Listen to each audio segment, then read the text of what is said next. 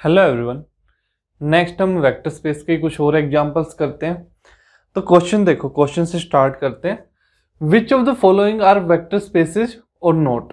ठीक है, vector space है या फिर नहीं है। ठीक है, तो फर्स्ट क्वेश्चन देखो, आर ओवर क्यू।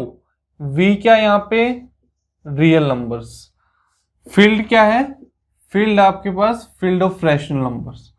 ठीक है, आपको पता है फील्ड होती है रैशनल नंबर्स की, स्मॉलेस्ट इनफाइनाइट फील्ड होती है, और we set of real numbers. और हमें क्या पता है, every field is a vector space over its subfield. तो ये वेक्टर स्पेस है first. Second, every field is a vector space over its subfield, second भी वेक्टर स्पेस है। थर्ड भी सेम रिजल्ट, सी एक फील्ड है over रियल्स, real क्या है, आर क्या है, सब फील्ड ऑफ सी। ठीक है, सिमिलरली क्यू भी क्या है, subfield of C. Q non empty subset है सी का, और एक इटसेल्फ एक फील्ड है। क्यू नॉन एम्प्टी सबसेट है सी का, इटसेल्फ एक फील्ड है। तो क्यू क्या है, ये सी ओवर क्यू क्या है, एक वेक्टर स्पेस है। ठीक है, क्यू सब फील्ड है सी की, क्योंकि क्यू नॉन एम्प्टी है और इटसेल्फ एक field, non empty subset C का। Next similarly Q root 3 non empty subset है सी का, और क्यू रूट 3 इटसेल्फ एक फील्ड होती है, तो ये भी सब फील्ड होगी सी की। तो every field C is a vector space over its subfield Q root 3। Similarly अब नेक्स्ट देखो, क्यू ओवर आर। वी के प्लेस पे क्या आ गया, यहाँ पे वी के प्लेस पे क्यू, फील्ड क्या है, रियल नंबर। ठीक है, 1 बिलोंग्स टू वी ले लो, and square root 2 belongs to field ले लो, फील्ड ऑफ रियल नंबर्स। तो 1 इंटू रूट 2 या फिर रूट 2 इंटू 1, स्केलर को हम पहले मल्टीप्लाई करते हैं। स्क्वायर रूट 2 स्केलर, फील्ड का एलिमेंट, 1 वेक्टर, तो ये क्या आ गया स्क्वायर रूट 2। क्या ये स्क्वायर रूट 2 वी का एलिमेंट है? नहीं है, क्योंकि स्क्वायर रूट 2 रैशनल नहीं होता, तो स्केलर मल्टीप्लिकेशन में क्लोजर प्रॉपर्टी होल्ड नहीं कर रही, तो ये एक वेक्टर स्पेस नहीं है। ओके, अब नेक्स्ट देखो, सी ओवर जेड। क्या जेड को आपने फील्ड सुना है? Z is not a field. Smallest infinite field क्या होती है? Set of rational number. क्यों? जेड फील्ड नहीं है, तो ये भी वेक्टर स्पेस नहीं है। Okay, because Z is not a field. Field क्यों नहीं है जेड? 2 का मल्टीप्लिकेटिव इनवर्स 1/2 एक इंटीजर नहीं है। 3 का मल्टीप्लिकेटिव इनवर्स 1/3 वो भी एक इंटीजर नहीं है। ओके, तो मल्टीप्लिकेटिव इनवर्स नहीं आ रहे, 2, 3, 4, 5 ऐसे सभी एलिमेंट्स के मल्टीप्लिकेटिव इनवर्स नहीं आएंगे। Next, Q over C. Q over C, V क्या यहाँ पे, set of rational number. Field क्या है? Field of complex numbers. अब 1 बिलोंग्स टू वी ले लो, वी क्या है? क्यू, एंड फील्ड का एलिमेंट आयोटा ले लो, iota belongs to field. Field क्या है? Field of complex number. Iota एक कॉम्प्लेक्स नंबर है। ठीक है, तो अब देखो, स्केलर आयोटा और वेक्टर को मल्टीप्लाई करो, आयोटा इंटू वेक्टर क्या है 1, तो क्या आ गया आयोटा। क्या आयोटा वेक्टर स्पेस वी का एलिमेंट है? That does not belongs to V. तो क्या है आपके पास, Q over C is not closed under scalar multiplication, therefore it is not a vector space. ये भी वेक्टर स्पेस नहीं है। Okay, then Z5 over Z5। Z5 एक प्राइम नंबर है, फील्ड है, ये Z5 भी फील्ड है। ठीक है, एंड एवरी फील्ड इज ए सब फील्ड ऑफ इटसेल्फ। ठीक है, खुद की सब फील्ड होती है, तो Z5 ओवर Z5 फील्ड उसकी सब फील्ड पे डिफाइन कर रहे हैं। उसकी सब फील्ड कौन सी ले रहे हैं? वो भी Z5 ही ले रहे हैं, जैसे R ओवर R लिया था वैसे ही। तो ये भी एक वेक्टर स्पेस है। ठीक है, ZP over ZP, where P is prime number, तो ये एक वेक्टर स्पेस बिल्कुल होगा, क्योंकि ZP फील्ड होती है यदि p प्राइम नंबर है तो। यदि p प्राइम नहीं है तो ZP एक फील्ड नहीं होगी। ओके, तो ये कुछ एक एग्जांपल्स थे। नेक्स्ट हम करते हैं पोलिनोमियल्स का वेक्टर स्पेस, सीक्वेंसेस का वेक्टर स्पेस, फंक्शंस का वेक्टर स्पेस। ठीक है, तो सबसे पहले हम पोलिनोमियल्स का वेक्टर स्पेस करते हैं। Vector space of polynomials.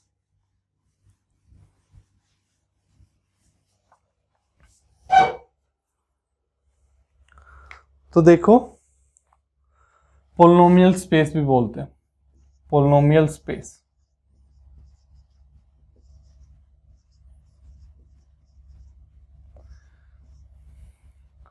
Represent करते हैं PNF से, PNF से।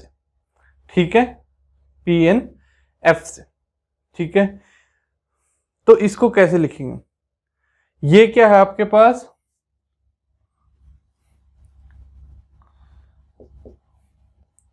PNF vector space of polynomials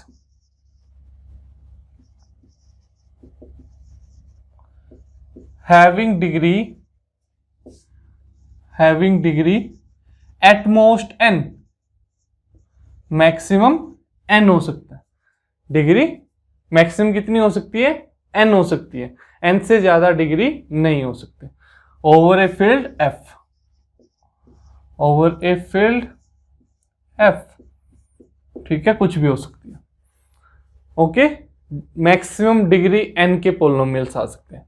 okay, late दो कोई पोलिनोमियल ले लेते हैं, px comma qx belongs to pn।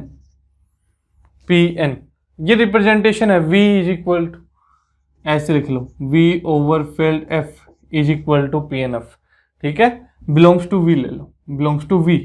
v क्या है? Set of polynomials having degree at most n, maximum degree n हो सकती है, n से ज्यादा डिग्री नहीं हो सकती।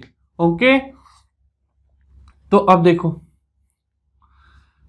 px किसके इक्वल होगा? कोई degree at most n degree का पोलिनोमियल होगा। तो px क्या होगा? a0 plus a1x plus a2x square plus so on up to an x raise to power n, ऐसे कोई पोलिनोमियल होगा। Next qx b0 plus b1x plus b2x square plus so on up to bn x raise to power n। ठीक है, अब operations कैसे apply करोगे? यहां पे ऑपरेशन कैसे अप्लाई करोगे? px plus qx, px plus qx, दोनों पोलिनोमियल्स को ऐड करना है। फर्स्ट है a0 plus a1x plus a2x square and so on an x raise to power n, plus second है b0 plus b1x plus b2x square and so on bn x raise to power n। दो polynomials को add कैसे करते हो? Simple वही addition है, constant term के अंदर कांस्टेंट टर्म ऐड हो जाएगी, a0 प्लस b0। ठीक है, डिग्री 1 की टर्म्स a1x और यहां पे प्लस b1x, तो x कॉमन आ जाएगा, a1 plus b1 into x, plus अब x स्क्वायर वाली टर्म, डिग्री 2 वाली term, x square a2x square plus b2x square, x square common आ जाएगा, तो a2 plus b2 into x square and so on. Next last term क्या आ जाएगी? an plus bn x raise to power n। इस way से आप vector addition करते हो, दो पोलिनोमियल्स को ऐड कर रहे हो। ठीक है, v के एलिमेंट्स पोलिनोमियल है, यहाँ पे v के एलिमेंट्स क्या है? एटमोस्ट डिग्री n के polynomials. Okay, then let alpha belongs to field. तो स्केलर मल्टीप्लिकेशन कैसे डिफाइन करेंगे? Alpha into P X, vector क्या लिया हमने? पोलिनोमियल px और qx, दो वेक्टर लिए, तो alpha into P X that is equal to alpha into A naught plus A one X plus A two X square and so on A N X raise to power N. तो यहाँ पे क्या हो जाएगा, alpha A naught plus alpha A one X plus alpha A two X square and so on alpha A N X raise to power N. इस way से आपने scalar multiplication define करनी। ओके ठीक है, ये आपके पास वेक्टर एडिशन और स्केलर मल्टीप्लिकेशन ऑपरेशन है जहां पे एटमोस्ट n डिग्री के पोलिनोमियल्स का वेक्टर स्पेस हम डिफाइन कर रहे हैं। क्लियर है, ये पोलिनोमियल्स का स्पेस ऐसे डिफाइन करेंगे। नेक्स्ट आता है फंक्शंस का स्पेस। फंक्शंस का स्पेस, तो function space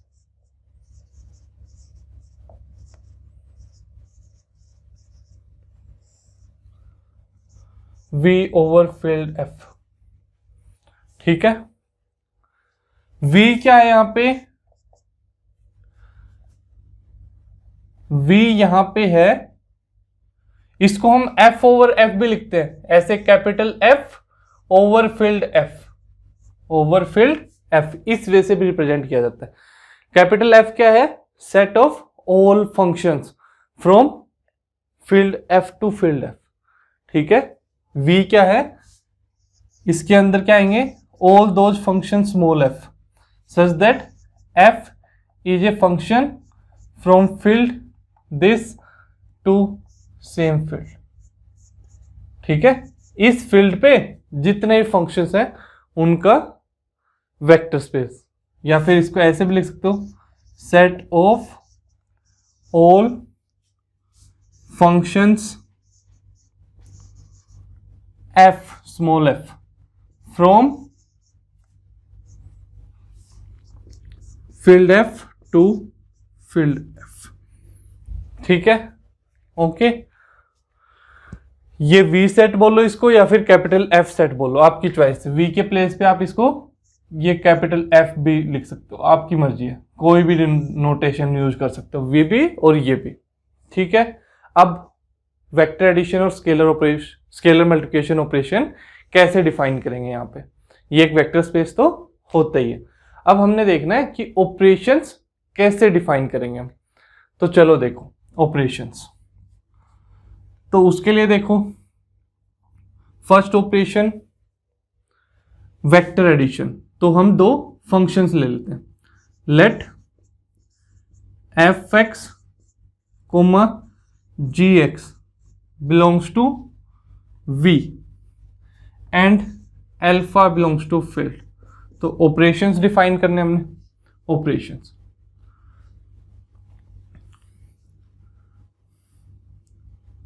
F X comma G X लो, या फिर सिंपल एफ कोमा जी भी लिखा हो सकता है आपकी बुक्स के अंदर, सिंपली वो एफ कोमा जी ऐसे भी लिख सकते हैं, एफ कोमा जी ऐसे भी लिखा हो सकता है, F comma G belongs to V. Okay, क्योंकि हमने फंक्शन सिंपल लिखे हैं वी के एलिमेंट्स एफ कोमा जी। ठीक है, वो वेरिएबल एक्स है, वाई है, जेड है, कुछ भी हो सकता है, वेरिएबल कुछ भी हो सकता है, वैसे इस वे से भी आपकी बुक्स के अंदर मिल सकता है। ठीक है, अब देखो वेक्टर एडिशन, पहले ऑपरेशन कौन सा आएगा, वेक्टर एडिशन।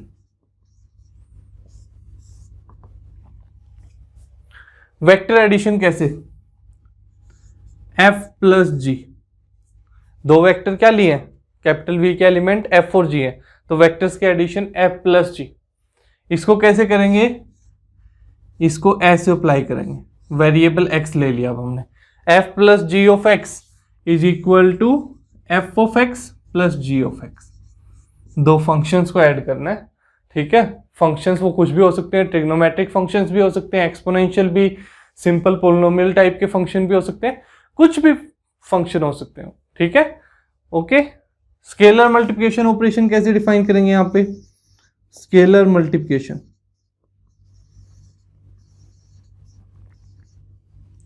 स्केलर मल्टीप्लिकेशन के लिए लैम्डा एफ, लैम्डा करो, या फिर हमने अल्फा लिया, alpha F, alpha F, alpha F of X is equal to alpha into F of X. जो फंक्शन एफ ऑफ एक्स है उससे अल्फा को मल्टीप्लाई कर दो, ठीक है, जो फंक्शन एफ ऑफ एक्स है उससे अल्फा को मल्टीप्लाई कर दो। क्लियर है? इस वे से आपने ऑपरेशंस डिफाइन करने हैं फंक्शन स्पेस के लिए। ओके, पोलिनोमियल्स का स्पेस कर लिया, मैट्रिसेस का हम ऑलरेडी कर चुके हैं लास्ट लेक्चर के अंदर। नेक्स्ट सीक्वेंसेस का स्पेस। सीक्वेंस का स्पेस जो होता है वो डीप में हम करेंगे जब हम सीक्वेंस का टॉपिक कंप्लीट कर लेंगे, क्योंकि वहां पे कन्वर्जेंस, डाइवर्जेंस सारे कंसेप्ट हमें यूज करने हैं।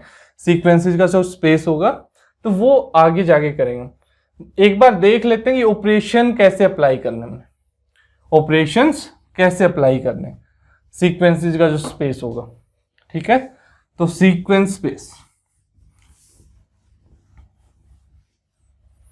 क्या होता है हमारे पास, सीक्वेंस का स्पेस, ठीक है।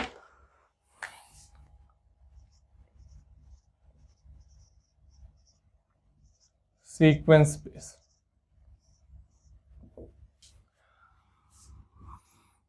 V ओवर फील्ड F, ठीक है। V यहां पे क्या हो जाएगा, V हो जाएगा सेट ऑफ सीक्वेंसेस, सीक्वेंसेस का सेट होगा यहां पे, ठीक है। ओके, V क्या होगा, ऑल दो sequence action, all set of all दो सीक्वेंस एक्शन सच दैट, जो ये सीक्वेंस के अंदर एक्शन टर्म है ना, एक्शन ये कहां से आना चाहिए, फील्ड F से आना चाहिए। एक्शन कहां से आना चाहिए, फील्ड N से आना चाहिए, और फील्ड F से, सॉरी फील्ड F से, ठीक है।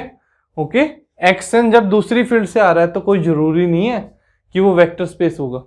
एक्शन जब किसी दूसरी फील्ड, जो V vector space V over field F define कर रहे हैं हम, यदि ये सेम फील्ड से आ रहा है तो वो वेक्टर स्पेस पक्का होगा, लेकिन किसी दूसरी फील्ड से आ रहा है तो वो वेक्टर स्पेस हो भी सकता है ना भी हो, ठीक है। ये समझ लिया तो आपने, वो तो आप ऑटोमेटिकली खुद सोच पाओगे। तो चलो देखो, ये V है, अब V के दो एलिमेंट्स ले लेते हैं। फील्ड क्या है यहाँ पे, फील्ड तो जनरली ले रहे हम, तो अब देखते हैं ऑपरेशंस कैसे डिफाइन करेंगे।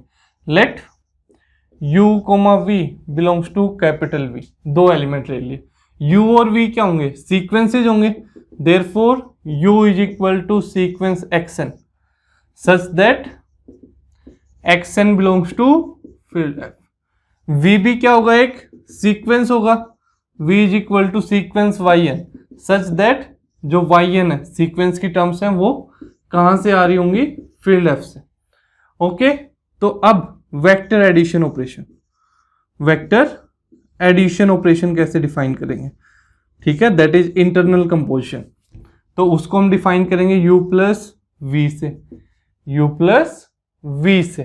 तो U plus V is equal to sequence X N plus sequence YN, that is equal to sequence X N plus YN, ठीक है। Okay, now X N belongs to field F and YN belongs to field F, दोनों field F के elements है, ठीक है। Action और YN दोनों क्या है, फील्ड के एलिमेंट्स है। ओके, और field with respect to addition abelian group, abelian group है तो फर्स्ट प्रॉपर्टी क्लोजर प्रॉपर्टी, तो closure property with respect to addition satisfied है, ठीक है। दैट एम्प्लाइज क्या आ जाएगा, x n plus YN belongs to field F by closure property with respect to addition operation, with respect to addition operation। Okay, ठीक है। अब देखो सीक्वेंस के अंदर वाली टर्म फील्ड F से आ रही है, तो वो सीक्वेंस किसके अंदर बिलोंग कर जाएगा, V का एलिमेंट हो जाएगा। That implies U plus V is equal to sequence XN plus YN belongs to V, ठीक है। ओके, V के एलिमेंट्स क्या थे, सीक्वेंसेस थे, जहां पे सीक्वेंसेस की जो टर्म्स थी XN, वो कहां से आ रही थी, फील्ड F से आ रही थी। अब यहाँ पे U प्लस V एक सीक्वेंस आ गया, जिस सीक्वेंस की टर्म XN प्लस YN कहां से आ रही है, फील्ड से आ रही है, तो ये सीक्वेंस किसका एलिमेंट हो जाएगा, V का एलिमेंट हो जाएगा, ठीक है। ये आप वेक्टर एडिशन ऑपरेशन इस वे से डिफाइन करते हो। तो नेक्स्ट आता है स्केलर मल्टीप्लिकेशन ऑपरेशन। कि स्केलर मल्टीप्लिकेशन को कैसे डिफाइन करेंगे। स्केलर मल्टीप्लिकेशन, तो उसको देखो जरा, उसको कैसे डिफाइन करेंगे। Let alpha belongs to field, कोई स्केलर ले लिया हमने, तो अल्फा इंटू यू, ठीक है, एक स्केलर और एक वेक्टर u को डिफाइन मल्टीप्लाई कर रहे हैं, scalar multiplication meaning alpha u क्या है, सीक्वेंस xn है, दैट इज इक्वल टू, कैसे मल्टीप्लाई करेंगे, अल्फा xn, मीनिंग सीक्वेंस की टर्म्स क्या हो जाएंगी, हर एक टर्म के साथ अल्फा मल्टीप्लाई हो जाएगा। ये क्या बन जाएगा, सीक्वेंस की फर्स्ट टर्म n की वैल्यू 1 पुट करते हैं, alpha x1 comma alpha x2 and so on, alpha xn, n belongs to natural number होता है, वो इन्फिनिटी तक जाएगा, ऐसे चलती जाएंगी टर्म्स। ओके, इस वे से आपने स्केलर मल्टीप्लिकेशन करनी है, जो सीक्वेंसेस का स्पेस है। इस टाइप से डिफरेंट डिफरेंट टाइप्स के वेक्टर स्पेस होते हैं। अच्छा, एक पोलिनोमियल्स का स्पेस अलग भी होता है। हमने तो डिग्री एटमोस्ट n लिया, जो पोलिनोमियल्स का स्पेस डिफाइन किया था उसमें डिग्री क्या ली, एटमोस्ट n, ठीक है। एटमोस्ट n वाली कंडीशन हटा दें हम, एटमोस्ट n वाली कंडीशन हटा दें, इंफिनिटी तक चलती जाए x की पावर्स, इंफिनिटी तक चलती जाए x की पावर्स, ठीक है। तो उनका भी एक स्पेस होता है वेक्टर स्पेस। ऐसे डिफरेंट टाइप के इन्फिनाइट वेक्टर स्पेस है, इन्फिनाइट वेक्टर स्पेस है। ओके, इस टाइप का क्वेश्चन जनरली आपके एग्जाम में तो नहीं पूछा जाता कि कौन सा वेक्टर स्पेस है कौन सा नहीं है, लेकिन डेफिनेशन क्लियर है तभी आप आगे अप्लाई कर पाओगे। हाँ, सब स्पेस पूछ लिया जाता है, काफी एग्जाम्स में सब स्पेस पूछ लिया जाता है कि ये वेक्टर सब स्पेस है इस वेक्टर स्पेस का या फिर नहीं है। अब सब स्पेस के लिए वेक्टर स्पेस पता होगा तभी तो आप सब स्पेस बता पाओगे, ठीक है। तो आपको वहां पे वेक्टर स्पेस की डेफिनेशन क्लियर होनी चाहिए। ओके, ये आपके पास डिफरेंट वेक्टर स्पेसेस है, ठीक है।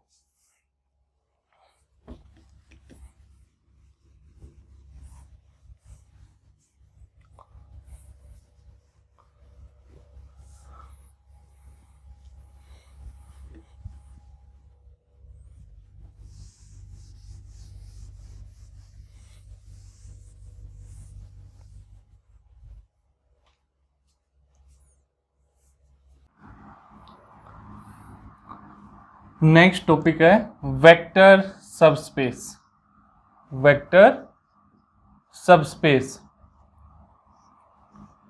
ठीक है। जैसे हमने ग्रुप के अंदर किया था सब ग्रुप, जी कोई ग्रुप है, H नॉन एम्प्टी सबसेट लिया था और इटसेल्फ एक ग्रुप H, तो हम H को क्या बोलते थे, सब group of group G। Same वैसे ही वेक्टर स्पेस के केस में होगा, ठीक है। तो सबसे पहले ले लेते हैं let V over field F be a vector space, एक वेक्टर स्पेस ले लिया हमने, vector space V over field F, ठीक है। And W be any non empty, non empty, W कैसा होना चाहिए, non empty, subset of V,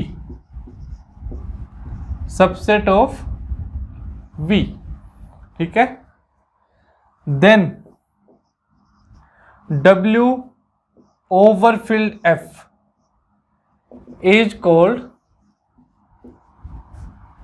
vector subspace of vector space V over field F if and only if W over F is itself a vector space, खुद क्या हो, vector space हो, itself a vector space, ठीक है। W itself क्या होना चाहिए, vector space होना चाहिए, क्लियर है। V का कोई नॉन एम्प्टी सबसेट है and over the field F, उसको हम क्या बोलेंगे, वेक्टर सबस्पेस का बोलेंगे जब W over the field F itself क्या बना ले, एक वेक्टर स्पेस बना ले, ठीक है। ओके, क्लियर है। इसको सिंपल ऐसे भी लिख सकते हो, आपकी बुक्स वगैरह में ऐसे भी लिखा होता है W is called a subspace of V, W is called a subspace of V if and only if W over filled F is itself a vector space. ये नोटेशन भी यूज कर सकते हो आप, इवन यही बेटर है, ठीक है, यही बेटर रहेगी आपके लिए। W is called vector subspace of V, क्योंकि हम बार बार W over F is a subspace of V over F use नहीं करने वाले बार बार उसको, ठीक है। तो फर्स्ट पॉइंट ये आपको ध्यान होना चाहिए, V की और W की फील्ड सेम रहेगी, ठीक है, V की और W की फील्ड सेम रहेंगी, फील्ड आप चेंज नहीं कर सकते, फील्ड चेंज नहीं कर सकते, सिर्फ W क्या ले सकते हो, non empty subset of V। Field same रखोगे, फील्ड के अंदर कोई भी चेंज नहीं आएगा, यही आपका फर्स्ट पॉइंट लगा लो, ठीक है, फील्ड सेम रहेगी। सेकंड, जो V के अंदर ऑपरेशन है vector addition and scalar multiplication, same operations आपके W के अंदर होंगे, ऑपरेशंस भी चेंज नहीं होंगे। सेकंड पॉइंट ये आपके पास, तो नोट करके लिख लेते हैं, ठीक है, ठीक है। तो फील्ड है फर्स्ट, तो फील्ड दोनों की सेम रहेंगी, वो लिखने की जरूरत नहीं हो, तो ऑब्वियस पॉइंट, मेन पॉइंट, ठीक है, the operations in W are same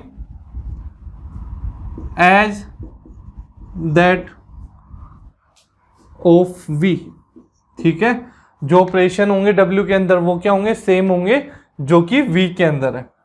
second, अच्छा कोई ग्रुप लेते थे हम, G कोई ग्रुप था, उसके दो सब ग्रुप, इम्प्रॉपर सब ग्रुप तो हमेशा होते थे, एक आइडेंटिटी सब ग्रुप और एक ग्रुप इटसेल्फ, दो सब ग्रुप हमेशा होते थे, इम्प्रॉपर सब ग्रुप, ठीक है, और कोई हो या ना हो लेकिन ये दो तो जरूर होंगे।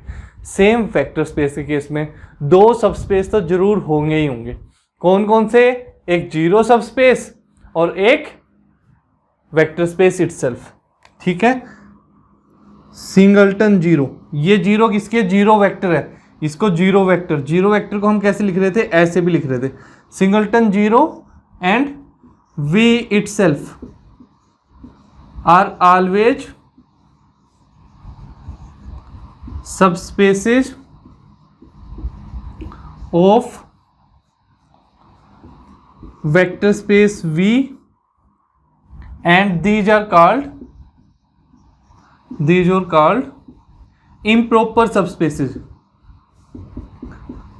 improper, और कुछ बुक्स के अंदर ट्रिवियल वर्ड भी यूज किया जाता है, improper subspaces, इनको क्या बोलते हैं, improper subspaces बोलते हैं। ये हमेशा सबस्पेस होते हैं दो, ठीक है, zero vector set containing zero vector and vector space V itself, दोनों नॉन एम्प्टी सबसेट हैं V के, और दोनों इटसेल्फ एक वेक्टर स्पेस है, तो दोनों क्या होंगे, सबस्पेस होंगे, ठीक है, subspace of vector space V, और इनको हम क्या बोलते हैं, इम्प्रॉपर सबस्पेसेस बोलते हैं, ठीक है।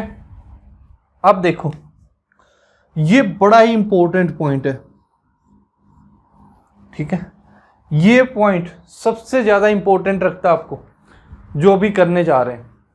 पॉइंट क्या है समझते हैं, हम बोलेंगे कि जीरो जो होता है, जीरो वेक्टर, वो हर एक सबस्पेस के अंदर होता है, जीरो वेक्टर हर एक सबस्पेस के अंदर होता है। ये कैसे आएगा वो देखते हैं। तो सबसे पहले ले लेते हैं, let W be any subspace of vector space V over field F, ठीक है, okay. Then W over field F is itself क्या हो जाएगा, इटसेल्फ एक वेक्टर स्पेस हो जाएगा, is itself a vector space, ठीक है, तभी तो वेक्टर सबस्पेस होगा, and W not equal to 5 होगा, नॉन एम्प्टी सबसेट होगा, ठीक है। डेफिनेशन में यही किया था ना, सबस्पेस होने के लिए क्या चाहिए, नॉन एम्प्टी सबसेट होना चाहिए V का, और W over field F itself क्या होना चाहिए, वेक्टर स्पेस होना चाहिए। तो W over field F itself क्या हो जाएगा, एक वेक्टर स्पेस हो जाएगा, क्योंकि वो सबस्पेस है V का, ठीक है।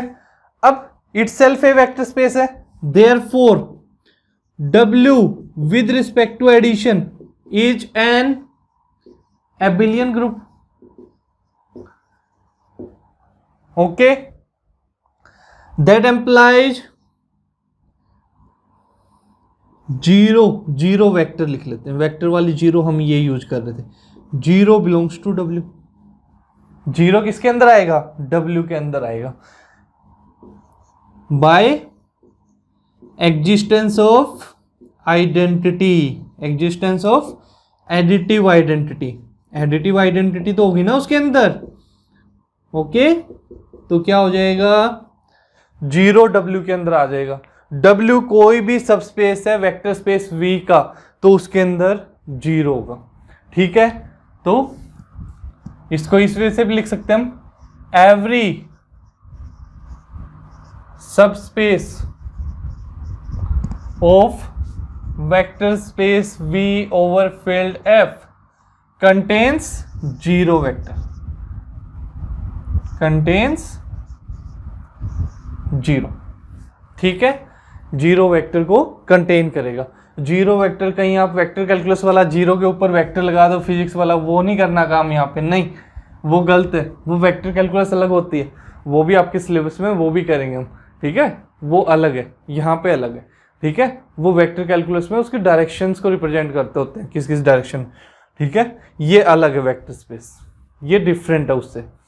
ठीक है, तो यहाँ पे जीरो वेक्टर को हम सिंपली इस टाइप से कैपिटल जीरो टाइप लिख रहे हैं, थोड़ा ओ टाइप में लंबा लगा लो। ठीक है, जैसे कंप्यूटर्स में होती है नोटेशन, उस टाइप की जीरो लिख रहे हैं। सिंपल हम सर्कल वाली जीरो नहीं यूज कर रहे। ओके, अब देखो W सबस्पेस है तो उसके अंदर जीरो है।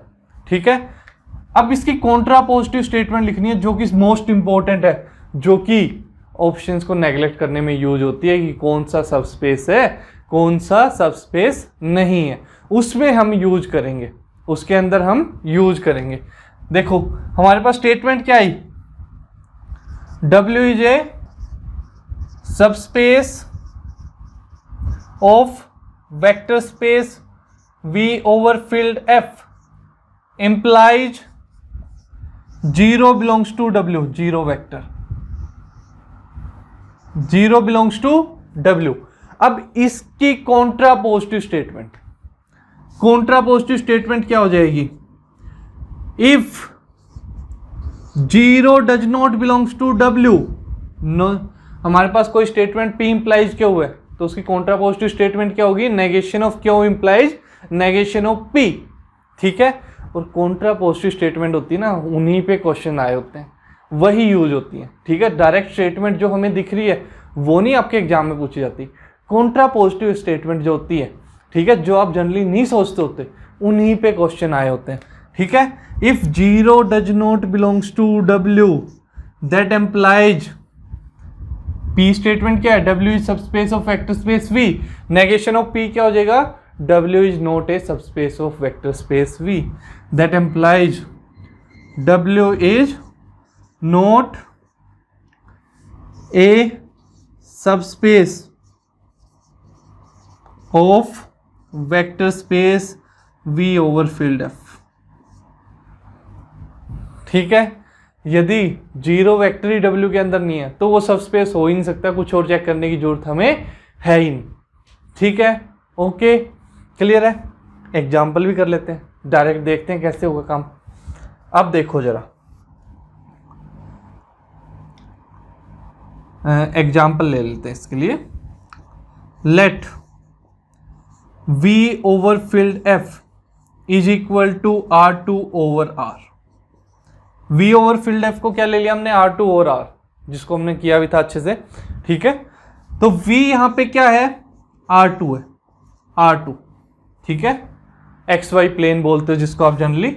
ये क्या होता है, set of all ordered pairs या two tuples XY such that X and Y क्या होते हैं, X and Y are real numbers. X और Y क्या है, दोनों रियल नंबर्स हैं, X and Y are real numbers. अब V आपके पास R2 लिया, W कोई सबस्पेस लेते हैं।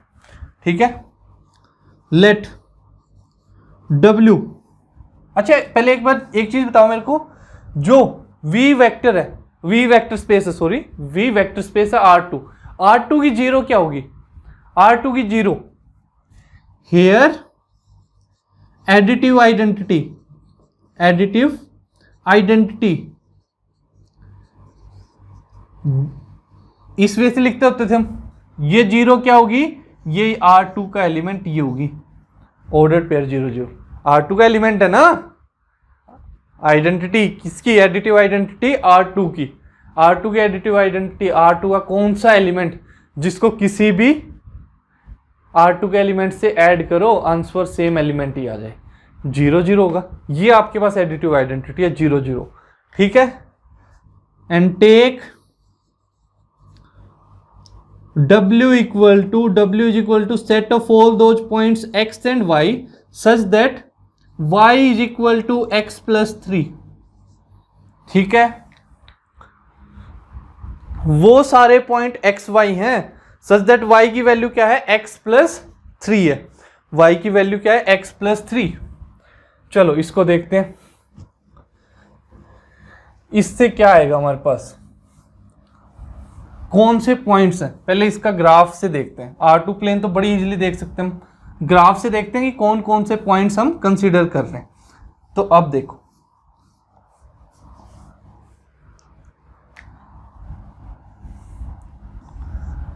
y is equal to x plus 3, x की वैल्यू 0 है तो y की वैल्यू 3, 1 2 3 0,3 पॉइंट, x की वैल्यू 1 तो y 4, यहां कहीं 1 2 3 कर लेते हैं, 1 पे 4, ठीक है। x की वैल्यू -3 तो y 0, 1 2 3 -3 तो y 0, तो ये एक स्ट्रेट लाइन है, ये एक स्ट्रेट लाइन है, मीनिंग ये एक्स वाई पॉइंट कौन से हैं, वो सारे पॉइंट्स हैं जो इस लाइन पे लाई कर रहे हैं, जो इस लाइन पे लाई कर रहे हैं। और इस लाइन पे कितने पॉइंट्स लाई करेंगे, infinitely many points, infinite points को ज्वाइन करते हुए तो लाइन बन रही है ये, ठीक है। इन्फिनाइटली मैनी पॉइंट्स होंगे, ठीक है। सिंपली सोच सकते हो एक्स की हर एक वैल्यू के लिए एक वाई आएगा, एक्स की वैल्यू 0 है तो वाई 3 0,3, एक्स की वैल्यू 1 है तो 1,4, एक्स की वैल्यू 2 है तो 2,5, तो ऐसे पॉइंट्स आते जाएंगे। ये तो मैंने नेचुरल नंबर की वैल्यूज ली हैं, लेकिन एक्स की वैल्यूज तो सारे रियल नंबर हो सकते हैं, एक्स की वैल्यूज तो सारे रियल नंबर 0 और 1 के बीच में, 0.1 भी ले सकते हो, 0.2 भी ले सकते हो, 0.3 0.22 0.22222 कितने ही लगा लो, ठीक है। ये लाइन है, ओके। अब R2 का 0 एडिटिव आइडेंटिटी एलिमेंट क्या है, ये पॉइंट है, ओरिजिन है। R2 की 0 एडिटिव आइडेंटिटी क्या है, 0 0, ये है। क्या ये पॉइंट इस W सेट के अंदर है, क्या इस लाइन पे लाई कर रहा है, नहीं कर रहा। अब 0 ही इस W सेट के अंदर नहीं है तो क्या ये सबस्पेस हो सकता है, सबस्पेस नहीं होगा, ओके। तो कंप्लीटली इस वे से स्टडी कर सकते हैं हम बड़ी इजली। और R2 का तो बड़ी सिंपल सी ट्रिक है, यदि R2 दे दिया ना, R2 का आपसे सबस्पेस पूछ लिया, बहुत बार क्वेश्चन पूछा गया है, नेट में, गेट में, हर एक जगह पे पूछा गया, ठीक है। R2 का कोई सबस्पेस ढूंढना है, R2 के सबस्पेस होते हैं 3 टाइप के होते हैं, दो तो इम्प्रॉपर सबस्पेस, एक 0 सबस्पेस मीनिंग सिर्फ एक 0 एलिमेंट, मीनिंग R2 की 0 0 0 2 टपल 0 0, ठीक है। दूसरा R2 इटसेल्फ, 2 सबस्पेस तो ये होंगे। तीसरी टाइप का जो सबस्पेस होता है वो क्या होती है, कोई भी लाइन जो कि ओरिजिन से पास कर रही है, सिर्फ लाइन होनी चाहिए, लाइन जो ओरिजिन से पास कर रही है, सिंपल सी ट्रिक है। R2 का सबस्पेस इन्हीं 3 टाइप में से एक मिलेगा, इनके अलावा और कोई हो ही नहीं सकता, और कोई हो ही नहीं सकता। वो भी देखेंगे, एग्जांपल्स करेंगे आगे, पहले हम कंसेप्ट कर लेते हैं। कंसेप्ट्स के अकॉर्डिंग क्या है हमारे पास यहाँ पे, W क्या था, set of all those ordered pairs x y such that y equal to x plus 3। हमें पता चल गया कि ये कौन से ऑर्डर्ड पेयर्स हैं, वो ऑर्डर्ड पेयर्स हैं जो कि इस लाइन पे लाई कर रहे हैं, जो कि इस लाइन पे लाई कर रहे हैं। अब जो ओरिजिन है एडिटिव आइडेंटिटी 0 0, वो इस लाइन पे लाई नहीं कर रहा, मीनिंग वो W का एलिमेंट नहीं है, और W का एलिमेंट नहीं है, देयरफॉर जो 0 वेक्टर है, जो 0 वेक्टर है हमारे पास does not belongs to W, that implies W is not a subspace of vector space V। W subspace नहीं हो सकता, पॉसिबल ही नहीं है, ओके। डायरेक्ट पता चल गया, ना 10 प्रॉपर्टीज के बारे में सोचना पड़ा, ना कुछ और करना पड़ा, डायरेक्ट ही हमें पता चल गया, क्लियर है? ये आपके पास एग्जाम्पल था, ये मोस्ट इंपॉर्टेंट पॉइंट है, ठीक है, नॉट ए सबस्पेस प्रूव करने के लिए। सबसे पहले यही चेक करेंगे, कोई डब्ल्यू आपको सबस्पेस दे रखा है, सॉरी सबसेट दे रखा है वेक्टर स्पेस वी का, आपने देखना है कि डब्ल्यू सबस्पेस है या फिर नहीं है, ठीक है। तो सबसे पहले चेक करोगे कि 0 डब्ल्यू के अंदर है या फिर नहीं है, 0 वेक्टर। यदि 0 वेक्टर डब्ल्यू के अंदर है तो डब्ल्यू सबस्पेस हो सकता है, लेकिन कोई जरूरी नहीं कि डब्ल्यू सबस्पेस होगा। डब्ल्यू सबस्पेस हो सकता है, वहां पे कुछ श्योरली नहीं बोल सकते, लेकिन यदि 0 वेक्टर जो है वो डब्ल्यू के अंदर नहीं है, 0 वेक्टर डब्ल्यू के अंदर नहीं है, तो डब्ल्यू सबस्पेस नहीं हो सकता, ये गारंटी, ठीक है। डब्ल्यू सबस्पेस नहीं हो सकता, वो सबस्पेस नहीं होगा कभी भी, ठीक है। और R2 के सारे A to Z क्वेश्चन हम ग्राफ से कर सकते हैं, यही बेनिफिट है R2 के। R3 भी 3D के अंदर आप सोच सकते हो बड़ी इजीली, ठीक है। और ग्राफ्स आपके बड़े इंपॉर्टेंट है, रियल के अंदर आपको पता चलेगा कितनी ज़्यादा इंपॉर्टेंस प्ले करते हैं, ठीक है। अभी से पहले आप ग्राफ्स को स्टडी करना चाहो तो एक जेई के लिए बुक आती है, IIT जेई के लिए, play with graphs. Play with graphs आपको अमेजन वगैरह हर एक प्लेस पे मिल जाएगी, बड़ी अच्छी बुक्स है, उससे बेटर आप ग्राफ कहीं से सीख ही नहीं सकते, बेस्ट है वो ग्राफ्स के मामले में, ठीक है। वहाँ बुक खरीदो, पतली सी बुक आती है, पतली सी बुक है, कोई ज़्यादा मोटी लंबी चौड़ी बुक नहीं है, 50-100 पेज होंगे उसके अंदर, कुछ ज़्यादा, इतनी पतली सी बुक आती है बिल्कुल, वो बुक खरीदो, उससे ग्राफ्स करना स्टार्ट करो। ग्राफ्स पे आपकी कमांड बन गई ना, तो रियल एनालिसिस जो है, रियल आपका 20 to 30% वहीं से हो गया, यदि आपकी अच्छे से ग्राफ्स पे कमांड है तो। ओके, फिर यहाँ पे कुछ रिजल्ट्स आते हैं, आपकी बुक्स वगैरह में थ्योरम दी होती हैं जो कि सबस्पेस प्रूव करने के लिए होती हैं। अब जैसे ये तो हमें क्या पता चला, ये तो नॉट ए सबस्पेस प्रूव करने के लिए ट्रिक थी, यदि 0 वेक्टर डब्ल्यू के अंदर नहीं है तो वो सबस्पेस नहीं होगा। अब सबस्पेस होने के लिए 10 की 10 प्रॉपर्टी चेक करें, बड़ी लेंथी प्रोसेस है, वो तो हम नहीं करने वाले, तो उसके लिए हम सबस्पेस टेस्ट बनाते होते हैं, सबस्पेस टेस्ट बनाते होते हैं। तो सबसे पहले करते हैं 1 स्टेप सबस्पेस टेस्ट, एक स्टेप से ही क्लियर हो जाता है कि सबस्पेस है या फिर नहीं है। 1 स्टेप सबस्पेस टेस्ट, फिर हम करेंगे 2 स्टेप सबस्पेस टेस्ट। ओके, तो चलो पहले करते हैं 1 स्टेप सबस्पेस टेस्ट। ये क्या बोलता है, देखो, let W not equal to 5, non empty subset ले लिया हमने, ठीक है, be a subset of vector space V over field F, ठीक है। W नॉन एम्प्टी सबसेट है किसका, vector space V over field F का। Then W is a subspace of vector space V if and only if, condition कैसी है, if and only if alpha u plus beta v belongs to W for all alpha beta कहां से लेते हैं हम, field से element लेते हैं स्केलर्स, ठीक है, एंड uv कहां से लेते हैं, वेक्टर स्पेस V से लेते होते थे, लेकिन यहां पे W को सबस्पेस प्रूव करना है, तो u और v कहां से आएंगे, W से आएंगे, u और v W से, ठीक है। Alpha into u plus beta into v, ठीक है, ये आपके पास स्केलर मल्टीप्लिकेशन है और ये वेक्टर एडिशन ऑपरेशन है। Okay, belongs to capital W for all alpha beta belongs to field and u v belongs to W।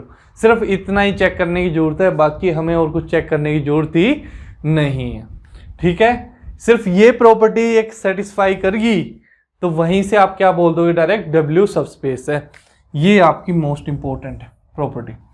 Okay, alpha u plus beta v belongs to W for all alpha beta belongs to field and u v belongs to W, तो उस case में direct क्या हो जाएगा, W सब space of vector space V हो जाएगा। Okay, और कंडीशन कैसी है, if and only if condition है, मीनिंग ये तो होना ही चाहिए, W non empty subset of vector space V तो होना ही चाहिए। उसके बाद की बात है सारी, उसके बाद क्या बोलेंगे कि W सब स्पेस है वेक्टर स्पेस V का, तो ये प्रॉपर्टी सेटिस्फाई होगी, और यदि ये प्रॉपर्टी सेटिस्फाई हो रही है तो W क्या होगा, सब स्पेस होगा वेक्टर स्पेस V का।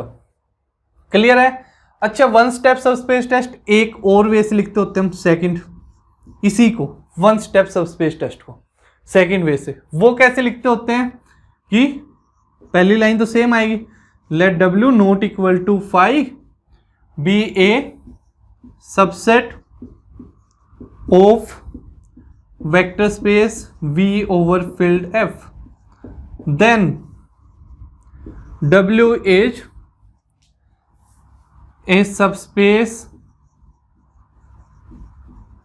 of vector space V if and only if, यहां पे भी condition if and only if है, if and only if alpha U plus V belongs to W for all alpha belongs to filled and U, V belongs to W।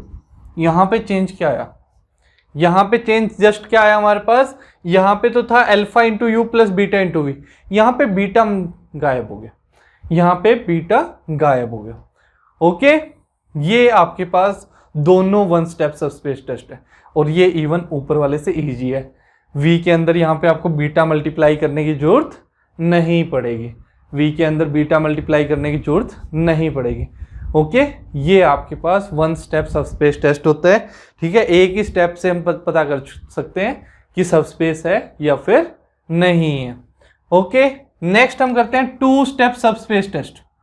दो step में पता चलता है, to step subspace test.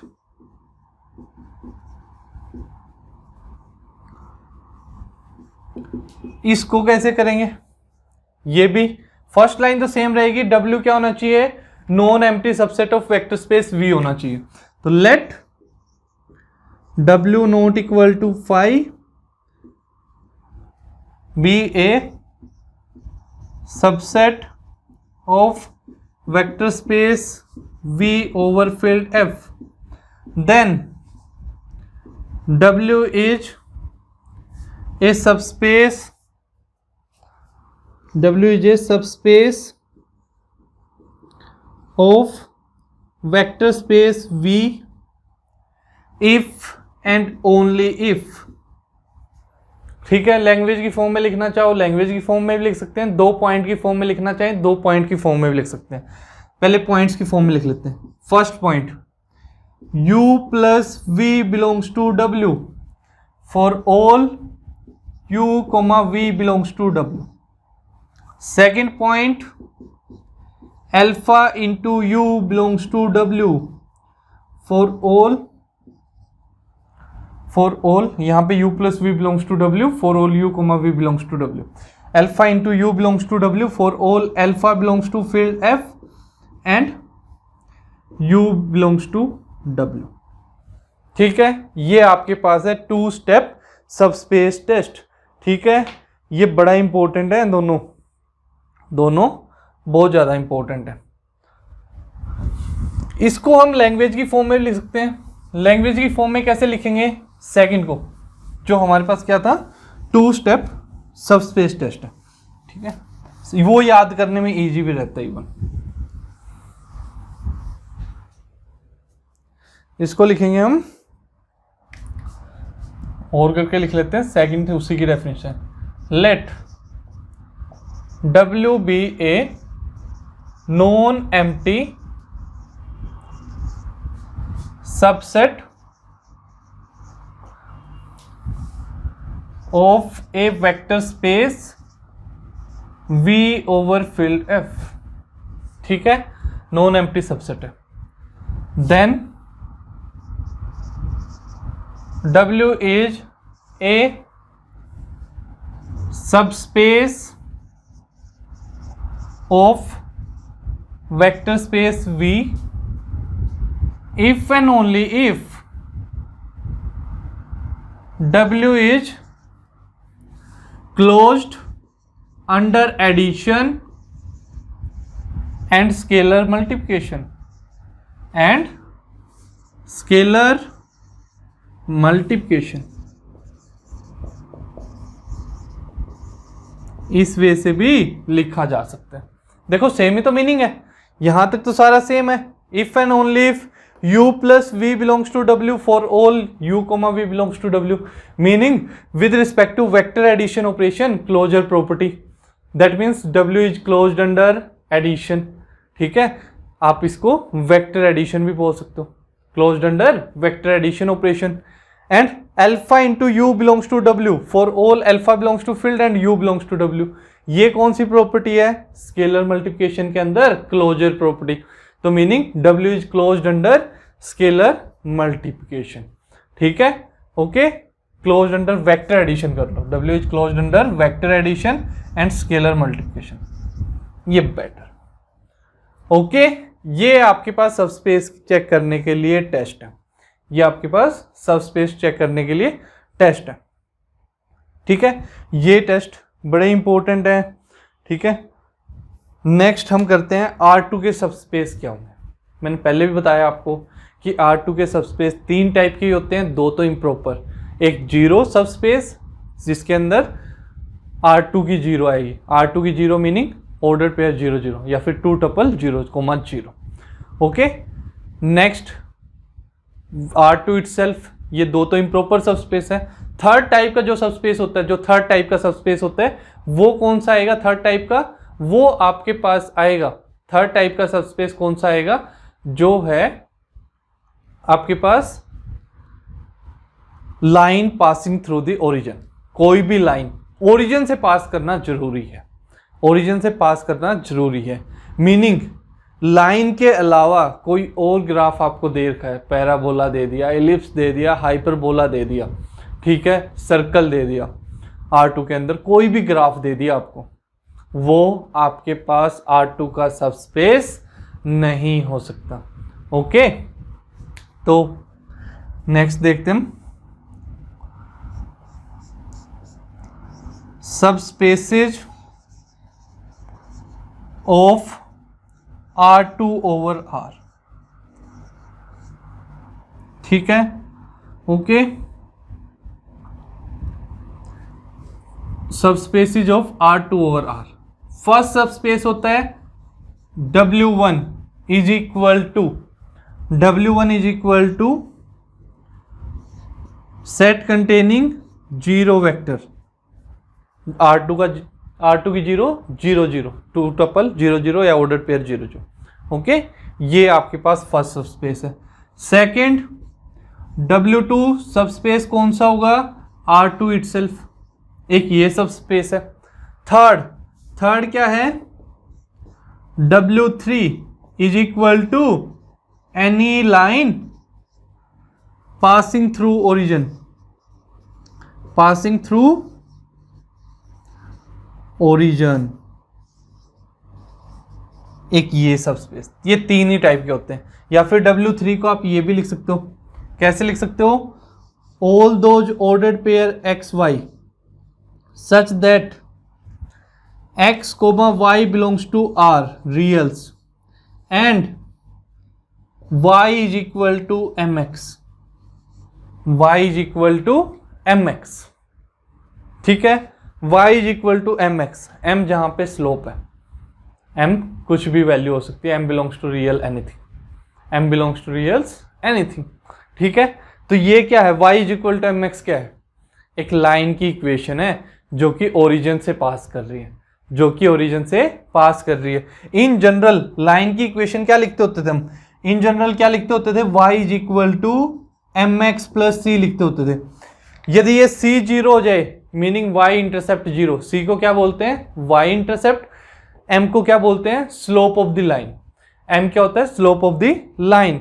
यदि C आपके पास 0 है meaning Y intercept 0 है, ठीक है, मीनिंग ओरिजिन से Y पे, जहां पे Y जो आपके पास Y एक्सिस है उस पे ये आपके पास वाई एक्सिस है, ओरिजिन से वाई एक्सिस पे जहां पे ग्राफ कट कर रहा है वो डिस्टेंस, वो जो ग्राफ है, लाइन है जो वो कट कर रही है, वो डिस्टेंस कितना है, 0, मीनिंग ओरिजिन से ही लाइन पास कर रही है, ओरिजिन से ही लाइन पास कर रही है।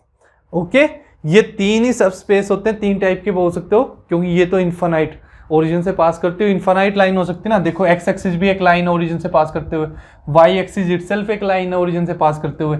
एक लाइन ये है, एक लाइन कोई ऐसे है, ऐसे है, ऐसे, कितनी लाइन बना लो आप ओरिजिन से पास करते हो, तो इन्फानाइट लाइंस होती हैं, इन्फानाइट, ठीक है, ऐसे कितनी लाइन बना लो जो कि ओरिजिन से पास कर रही हो। ओके, तो इन्फानाइट सबस्पेस होते हैं वैसे देखा जाए तो R2 के, लेकिन टाइप तीन ही होंगी, इन तीन टाइप के अलावा कोई और सबस्पेस नहीं हो सकता।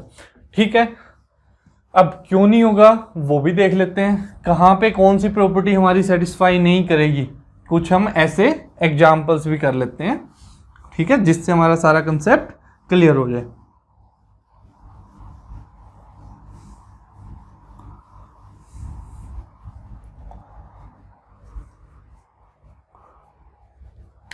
तो एग्जांपल देखते हैं। सबसे पहले मैं ले लेता हूं, कोई W1 सबस्पेस है, set of all those points XY such that X, Y belongs to reals, and extra condition क्या लगा ले, हम एक्स्ट्रा कंडीशन लगा लेते हैं कि x² plus y² equal to 1, x² plus y² equal to 1, x² plus y² equal to 1 किसकी equation दिखाई दे रही है, पहले तो मेरे को ये बताओ एक बार, किसकी इक्वेशन है ये, सर्कल की इक्वेशन है। इसको हम इन जनरल कैसे लिख सकते हैं, x minus 0 whole square plus y minus 0 whole square is equal to 1 square, centre h के 0 0, रेडियस 1,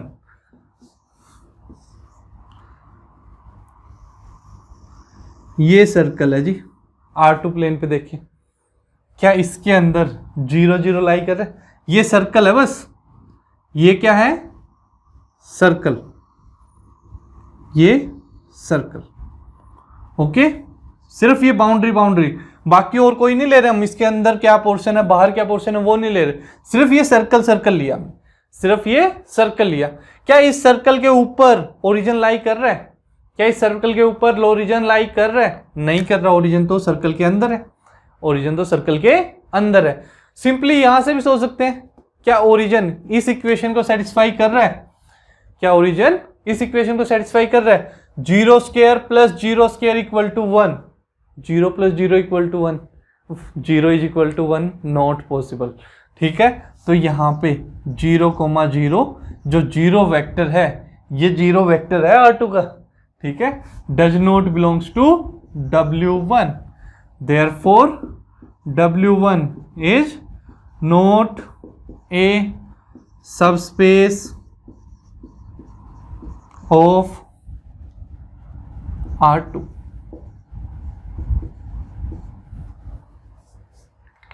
ठीक है, तो W1 क्या नहीं है, सबस्पेस नहीं है R2 ओवर R। क्लियर है, चल एक एग्जांपल ये था। अब सेकंड एग्जांपल ले लेते हैं, W2 is equal to set of all those ordered pair XY such that X and Y are real numbers and x² plus y² less than equal to 1, x² plus y² less than equal to 1। अब ये कौन सा graph बनेगा, ये तो same ही है, circle की equation है, x² plus y² equal to 1 वाली बना लो। चलो जी, ये सर्कल बन गया हमारे पास, कुछ ज़्यादा पास ले लिया, दूर कर लेते हैं इसको थोड़ा, ऐसे कुछ सर्कल बन गया। ओके, सर्कल है आपके पास ये। अब लेस देन इक्वल टू 1 का मीनिंग क्या है कि इक्वल टू 1, ये बाउंड्री, इक्वल टू किसके लिए है, बाउंड्री के लिए, बाउंड्री तो आ रही है, साथ में लेस देन 1 भी है, मीनिंग बाउंड्री के अंदर वाले सारे पॉइंट्स भी आ रहे हैं, अंदर वाले ये सारे पॉइंट्स आ रहे हैं, इसके अंदर अंदर वाले सारे पॉइंट्स आ रहे हैं। ओके, ठीक है, ये सारे पॉइंट्स आ रहे हैं। अब आप बोलोगे सर इसके अंदर तो ओरिजिन आ गया, इस सेट के अंदर ओरिजिन आ गया। Less than equal to condition है ना, x square plus y square या तो लेस होना चाहिए 1 से या फिर इक्वल होना चाहिए, या तो लेस होगा या फिर इक्वल होगा। अब यहां पे तो क्या आ गया हमारे पास, यहां पे origin 0 0, 0 square plus 0 square less than equal to 1, 0 less than equal to 1 बिल्कुल ट्रू है। ठीक है, लेस देन इक्वल टू, कुछ बच्चे बोल देते हैं सर इक्वल टू तो नहीं है, 0 इक्वल टू 1 तो नहीं। लेस देन इक्वल टू का मीनिंग क्या होता है, या तो लेस हो या फिर इक्वल हो, दोनों में से एक कंडीशन सेटिस्फाई होनी चाहिए। 0 लेस देन 1 तो है ना, ठीक है, दोनों में से एक कंडीशन सेटिस्फाई होनी चाहिए, कोई भी हो जाए, ठीक है, दोनों में से कोई भी है, आइदर और कंडीशन है, या तो लेस देन 1 होना चाहिए या फिर इक्वल टू 1 होना चाहिए। ठीक है, दोनों होनी जरूरी नहीं है, दोनों तो हो भी नहीं सकती। ठीक है, 0 या तो 1 के इक्वल हो, कोई भी टर्म है ए और बी, या तो दोनों इक्वल होंगी या फिर ए लेस देन बी होगा या बी लेस देन होगा, एक ही सेटिस्फाई होगी, दोनों तो एक साथ सेटिस्फाई नहीं हो सकती। ओके, चलो ठीक है, तो यहां पे हमें क्या पता चल गया, देयरफॉर ओरिजिन तो है जी 0 0 तो W2 के अंदर है। ठीक है, तो यहां से हम कुछ नहीं बोल पा रहे, जो 0 है, 0 वेक्टर R2 का, वो तो W2 के अंदर है। अब कौन सी प्रॉपर्टी देखें, अच्छा अब मेरे को ये बताओ, ये पॉइंट कौन सा होगा, एक्स एक्सिस को किस पॉइंट पे कट करेगा, एक्स एक्सिस को कट कर रहा है तो y0 डालोगे तो x square equal to 1, x की वैल्यूज प्लस माइनस 1, x1 यहाँ पे, x की माइनस 1 यहाँ पे, तो ये पॉइंट क्या है, x की वैल्यू 1, y की 0, ये पॉइंट क्या है, x की वैल्यू -1, y 0। सिमिलरली ये पॉइंट क्या है, x 0 है यहाँ पे, y एक्सिस पे x 0, y -1, और ये पॉइंट क्या है, x 0, y 1। ओके, ठीक है, अब ये पॉइंट 1 0 और 0 1 किसके अंदर है, W2 के अंदर है। 1 0, 0 1 दोनों किसके पॉइंट्स हैं, W2 के अंदर है। ठीक है, तो U को ले लेते हैं हम, 1 0 ले लेते हैं, और V को ले लेते हैं 0 1। ठीक है, तो अब देखो U plus V, U plus V क्या हो जाएगा, 1 0 प्लस 0 1, तो ये क्या हो जाएगा, 1 1 हो जाएगा, ये क्या हो जाएगा, 1 1।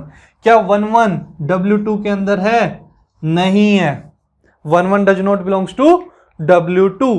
क्यों नहीं है, वो भी सोच सकते हो आप, 1 1 W2 का एलिमेंट नहीं है।